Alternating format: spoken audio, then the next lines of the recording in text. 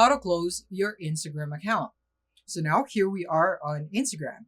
From here, what we're gonna do first is that we will tap on a profile icon on the bottom right, which is right here. Tap on it and then tap on the three horizontal bars on the top right there. Now, you want to tap on Account Center. And in here, you would simply need to tap on Personal Details.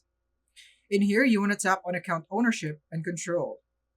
And then tap on Deactivation or Deletion. And tap on your Instagram account. So basically, these are your options in closing your account. You can either deactivate or permanently delete your account, but it will not be immediate. You would have to wait 30 days in order for you to permanently delete your account. However, deactivating your account will take effect immediately. So depending on what kind of closing you would want, let's say you'd want deactivate. So make sure that you select deactivate account and tap on continue.